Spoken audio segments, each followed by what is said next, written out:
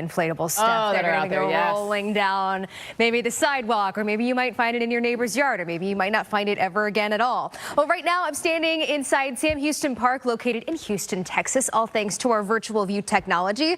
It'll be cloudy skies to start the day before storms come rushing into the area later on in the evening. Really, for a lot of us, it's going to be after dark, and they could have some very strong winds with them. The Bayou City running nearly a foot below average when it comes to rain this year.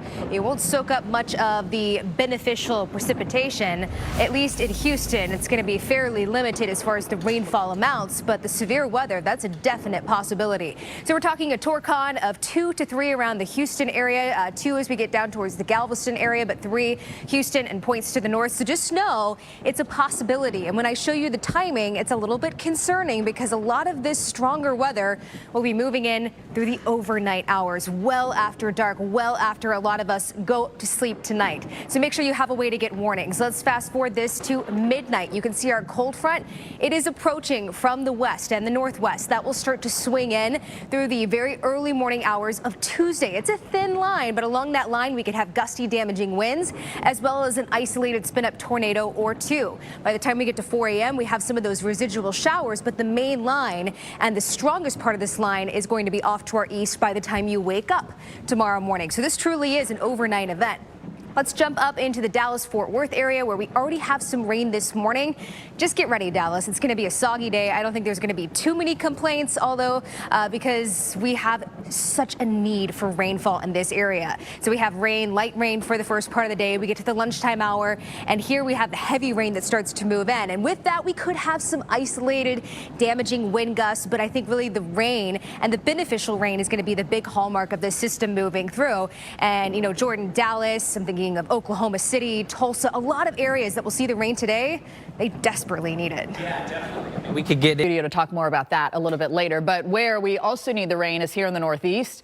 Boston, we are some 10 inches below average. So seeing the clouds, seeing the showers, I know you don't want them, but you're going to have to deal with them. Thankfully, not raining right now. We just have kind of those thick clouds this morning, but we will get some rain as we go through the day, not only for Boston, but really for the entire Northeast and especially New England. We're going to get it because we have a boundary that's still laying up here. And there's a look at Boston. We have those showers moving through. Temperatures will be chilly as well.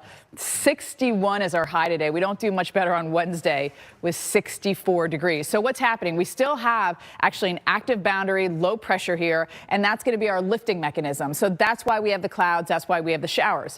Today is one of those days. It's like, do I risk it and not bring the umbrella? Because it's not like a total torrential downpours until you head into the afternoon. This is where things get tricky, right? And then you have just loads of moisture coming in. So you might want to have your rain gear handy with you. Of course, it's going to be moving into Boston, New York. Sorry for that Astros sweep. I mean, 4 games, just boom. And so it was definitely a rough night yesterday in Yankee Stadium. Things are going to be a little on and off through the day today into New York, but you never want to get caught walking through New York City or walking through Boston without an umbrella and you're soaking wet. How many of that? That's happened to me a million times where you're like, oh, I'll be fine. Molly, has that happened to you before where you're like, I'll be okay? You know, I didn't own an umbrella until my husband bought me one. He couldn't believe that I didn't own an umbrella. Well, you are a meteorologist. It's like, who cares? You get wet. We're used to it, right? I just run for it every single time. I just risk it and I run for it. And you know what? A lot of times I pay for it, too. Well, let's take you now into Nebraska. America's Morning Headquarters rolls on. We take you to the mighty Mississippi. Some messy weather coming in, even though those fields, I feel like they drain out so easily. By the way, the Phillies last time they won the World Series was 2008. The Astros more recently, though, right? Because they were in like the last 4 to 5 World Series. Do you remember, Jordan, off the top of your head, last time the Astros won? No, World Series? But it was more recently. Yeah, it was. Yeah. All right, let's have a look at the Dallas area. 2017 was the last time they won, so there you go. We could have severe weather for us today. And by the way, that extends all the way into Arkansas and Louisiana, essentially right to the Mississippi River, and then through Texas, even Oklahoma. We could see it, and then the storms making their way all the way down here to the Gulf Coast. There's a possibility of tornadoes with this as well, but mainly winds will be the biggest issue. This does last, though, Jordan. Really kind of kicks off this afternoon and lasts until tomorrow morning. Yeah. Your weather potential, it's going to be rain and stronger wind gusts, perhaps even stronger than that we just saw in Fayetteville, that could take some of the leaves off the trees just as they're starting to get to peak time in parts of the southeast. So we've got those stronger winds aloft. We've got plenty of moisture. You'll feel that building in for the next, say, 24 to 36 hours. It's going to feel a lot more humid outside than the dry air that we've been enjoying this weekend. So there's our severe weather threat, the outline for tomorrow: Memphis, Birmingham, all the way down to areas like Mobile and southern Mississippi, seeing that zone for severe weather. And this is our zone that we're watching for the potential of tornadoes. 2 to 3 for our Torcon, a 3 for areas like Tuscaloosa, Meridian, all the way down to Hattiesburg. This is going to be something that we're watching as our cold front moves through. Along that line, there could be some embedded tornadoes. So isolated, but there's still a chance. So let's watch the timing for this as we start off tomorrow morning. It is raining. It is pouring in areas like Little Rock, all the way down into Alexandria. This continues to move to the east, and this is the line that could be getting stronger right as we head to those peak heating hours of the day with all of that moisture, and that's what could spin up a few of those tornadoes. So make sure you're ready and have those plans ready for, especially into Texas, because as we head through the day today, it's going to be a squall line that will develop and give us that chance. Houston, Liberty, Katy, even as you head up towards Dallas, we have the threat for storms. But watch our southerly flow bring that moisture up, and there is going to be shear in the atmosphere. And what is shear? There's 2 types of shear. It's when your winds go like this at one level and this from one level. That's what you call directional shear, where the winds shift with height. The other type of shear is at the surface, your winds are going like this, and aloft, they're going a lot faster, and that's called speed shear. So you get 2 different types of shear. Today, it's looking like we'll see some directional shear, but you have the squall line coming through. Even if you don't get tornadoes, you see these bows that go like that. That can give you actually damage equivalent to a tornado. And one of the things you have to worry about with these is little spin-ups on the end of these. You've got to watch for those. And usually they're small. We're not expecting this like huge long-lived tornado, those little spin-ups that sometimes you can't see because it's raining out. Clears the Houston area tomorrow, but then it's going to be east of there. Oklahoma, we're already seeing the storms right now along I-35. We will also see some of those stronger ones develop. Look through the morning hours here, and some of this will be blinding rain at times if you're stuck in it. But again, Jordan, the good thing with this is we need the rain. It's super dry here on the Southern Plains. Oh, we need. Is that how you hand out candy, Jordan? You just throw it out there. Give it a toss, the kid in the back, catch type of a thing. All right, let's talk about where you're going to be catching the weather, and that is here, especially into the Southern Plains. So here's a look at the jet stream. We do have our southern branch that's streaming right into the area, and the same with the northern branch. There's actually 2 different jet streams. Southern one and northern one. And during this time of year, the northern ones usually dominate because that comes south, and that actually allows the cold air to come south. That's how it works. And then in the summertime, this northern branch goes way up into Canada, and the southern jet goes way up as well, and that allows the warm air to come northbound. Maybe we could do a little segment on tomorrow to really explain it.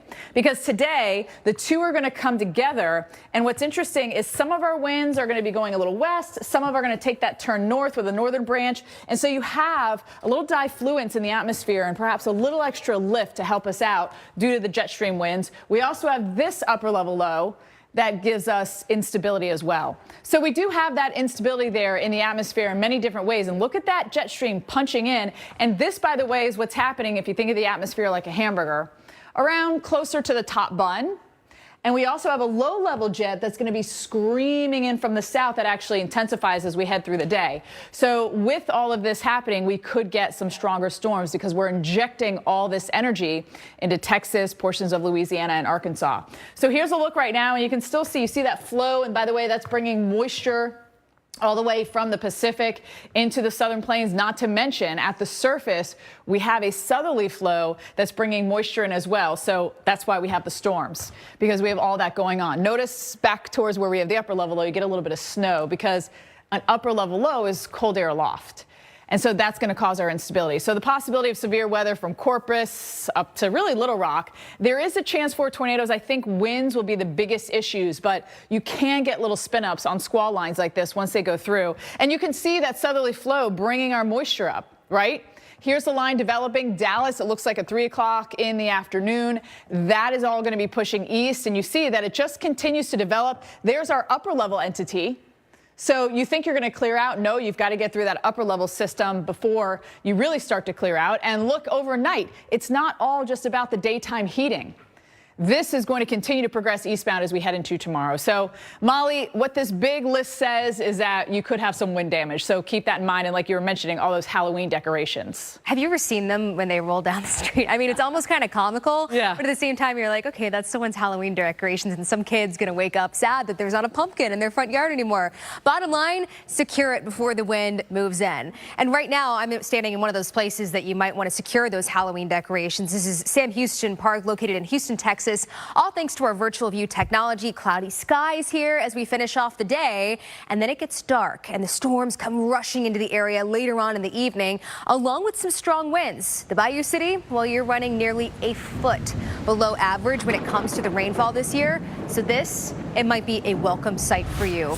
Though we won't have a ton of beneficial rainfall, but at least it's something moving through. This is going to be a pretty quick pass of the cold front overnight.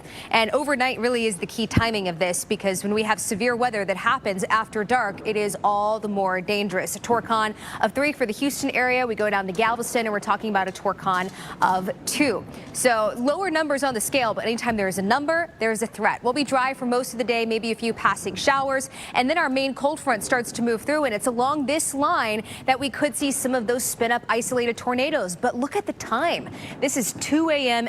in the morning when this is knocking on the door in Houston. This continues to move through, and most of this is gone by the time you wake up tomorrow morning. So this is truly an overnight event. Different timing for you in Dallas and the Fort Worth area. In fact, we're already starting to see some rain this morning. This will continue with some light showers until the middle part of the day. And here comes the main cold front swinging through. Along that, I think gusty, damaging winds will be our primary concern. And Dallas is another spot that, yeah, we need the rain, and we're going to see multiple rounds of it today.